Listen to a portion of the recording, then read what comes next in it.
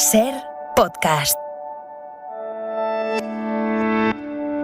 Soy Nieves con Costrina y estás escuchando Acontece que no es poco, un podcast donde no te contamos nada nuevo, pero te lo contamos de otra manera.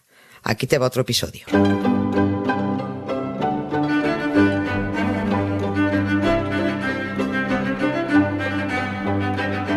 Hola Nieves, buenas tardes.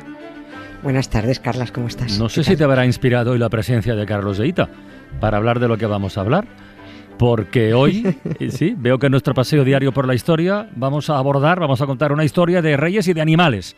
Cuidado, pero no de animales cualquiera. Hoy hablamos de elefantes, no de los que cazaba Juan Carlos de Borbón, bueno, un poco también, así de pasada, sino de los elefantes que coleccionaban las dinastías reales europeas hace ya unos cuantos siglos, que esto me suena.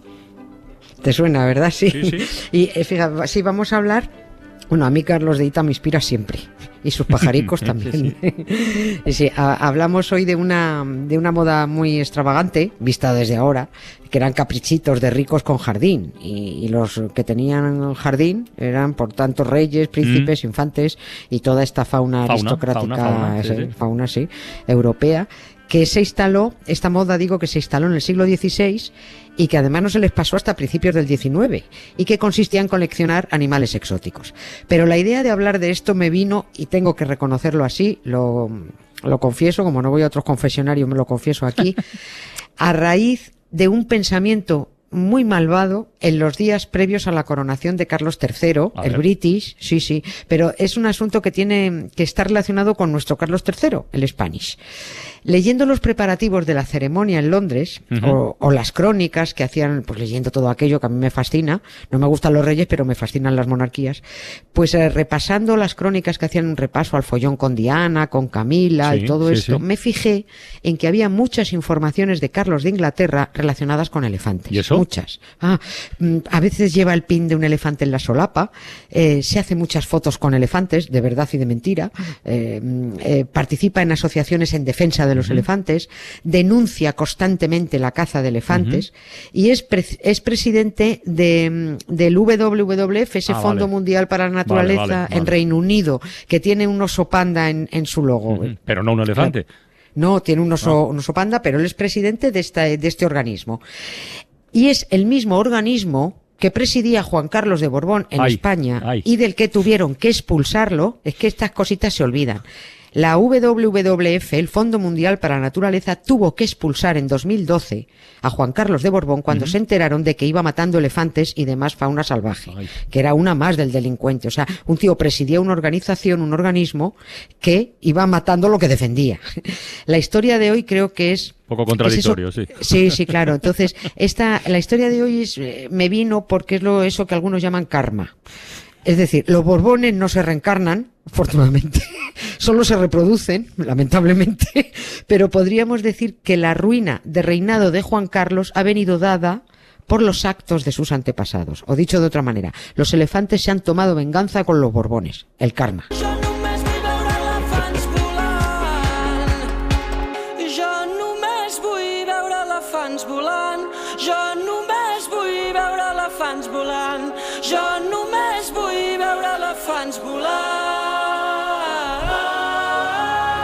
Bueno, es un deseo, ¿no? Ver elefantes volando. A mí me sonaba todo esto porque en el capítulo 2 del podcast El Puzzle Voynich nos contaban que, además, bueno, es fantástico, que el emperador Rodolfo II le pidió a su tío, que era Felipe II, que le enviara un elefante, que era lo que le faltaba en su colección de animales exóticos. Pero nunca se lo envió. No. Nunca se lo envió. O sea, los Habsburgo, igual que los Borbones, los Habsburgo también estaban obsesionados con los elefantes. Sí. Ya, de todas maneras, si eres rey, te obsesionas con lo que te dé la gana. Eso es verdad. Eso también es verdad. Sí. Pero en el caso de Rodolfo II, bueno, pues ya se sabe, ante el vicio de pedir, la virtud de no dar.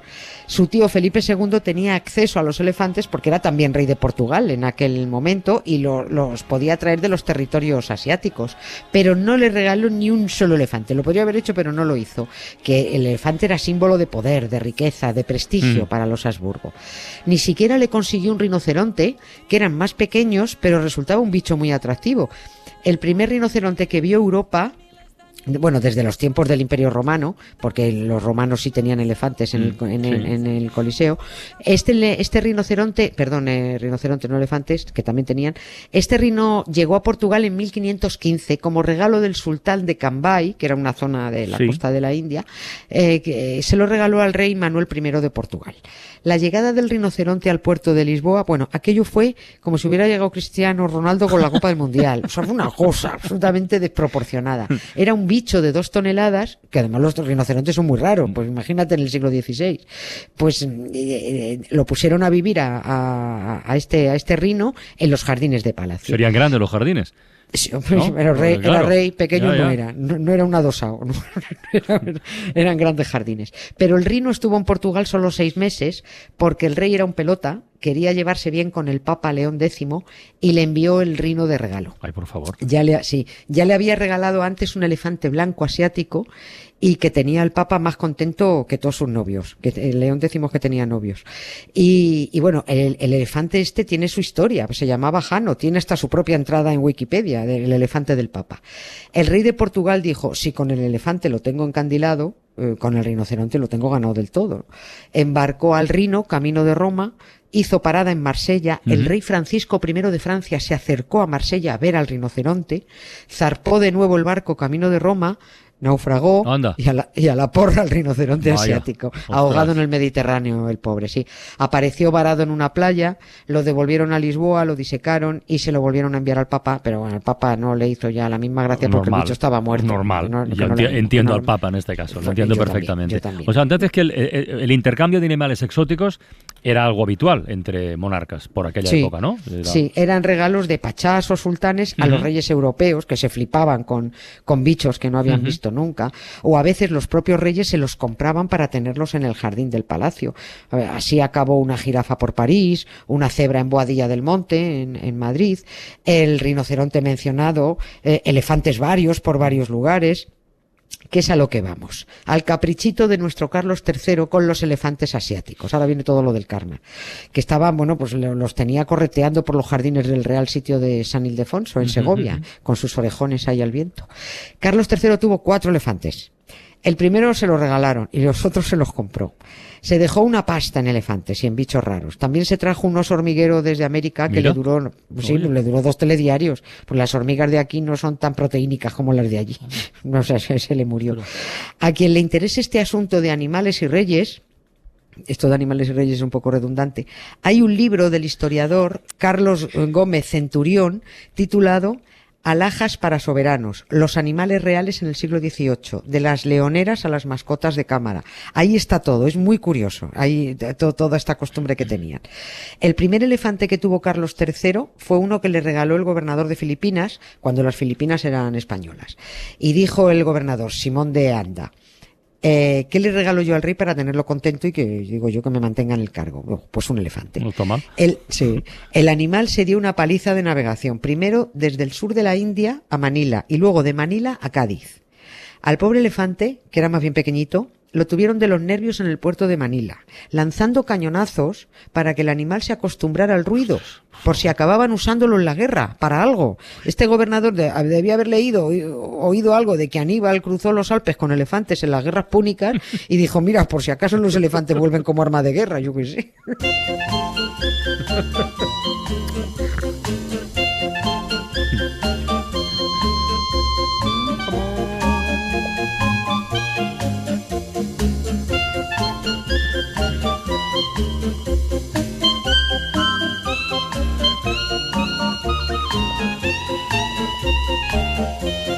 Bueno, pero más allá de esta paliza de navegación que comentabas, a ver, que de Cádiz a Segovia, al Real Sitio de la Granja, ¿el elefante cómo llegó? ¿Andando?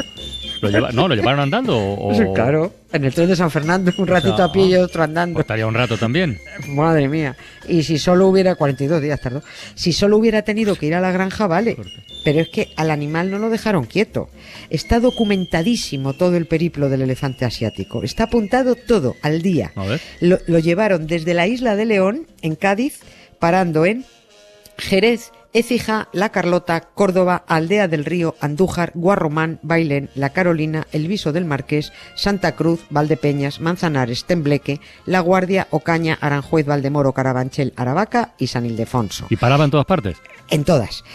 Aquí fueron las paradas, todas las paradas documentadas que tenían que hacer. Y las he dicho todas para que los oyentes que tengamos en esas localidades sepan que el elefante pasó por allí en 1773 y que los vecinos estuvieron obligados a no acercarse a menos de 40 pasos y a dar alojamiento y víveres no solo al elefante, sino a toda la comitiva, que eran 17 personas. No, 17. No, claro, es que les un pagaron. Elefante, Sí. Un elefante había venido con lo que había costado traerlo de allí, les pagaron, ojo. Según se dijo además, a precios corrientes.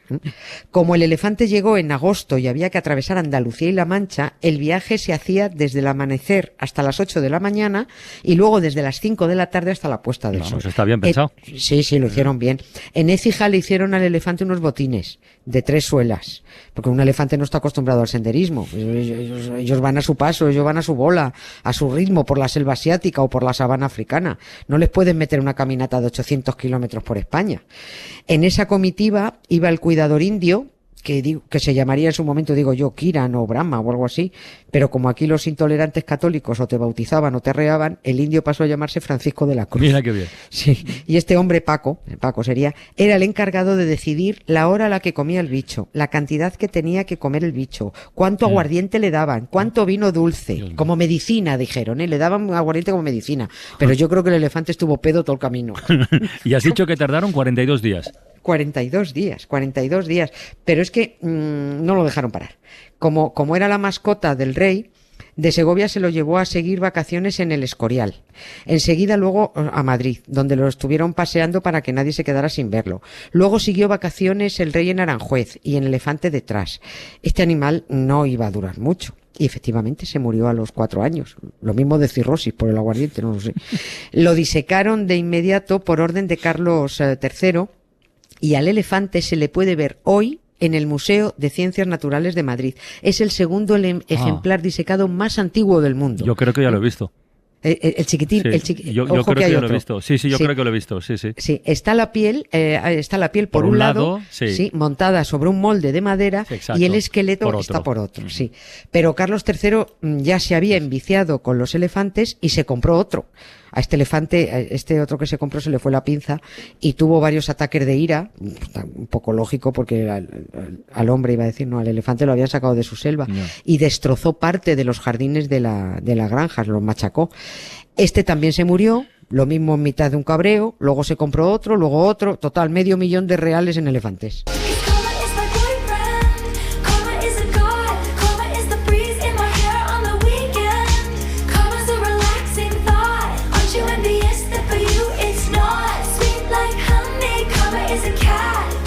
Oye, Nieves, ¿y hubo relevo elefantil?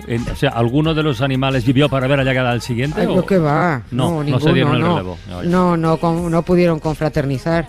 No hubo forma, se iban muriendo.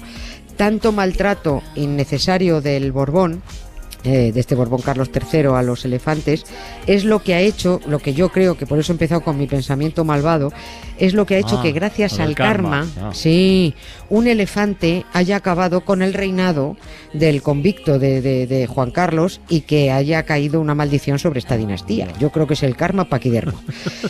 Y por cierto, ya que hablamos de elefantes y del Museo de Ciencias, que por eso te decía que a lo mejor de este también lo has visto, hay otro elefante, dice, enorme, porque este es africano, este lo trajeron de Sudán, y yo recomiendo al que vaya a fijarse bien.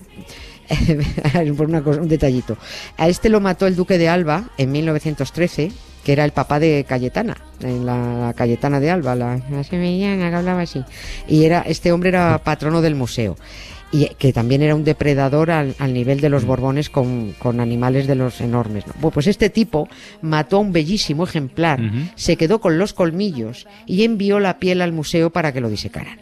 Pero el taxidermista no había visto un elefante en su vida y supuso que ese bicho tan grande debía de tener un par de huevos muy grandes y se los puso, porque no sabía que los elefantes tienen los testículos internos, los tienen en el abdomen. Así que ahí está, es el único elefante del mundo con un par de cojones por fuera.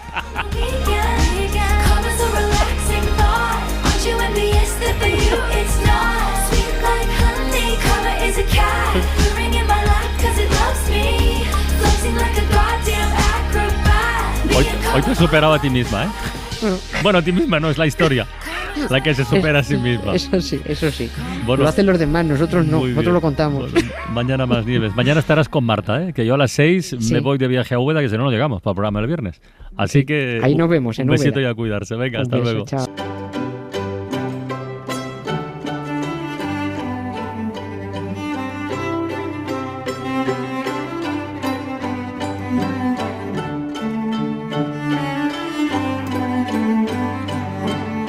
Para no perderte ningún episodio, síguenos en la aplicación o la web de la SER, Podium Podcast o tu plataforma de audio favorita.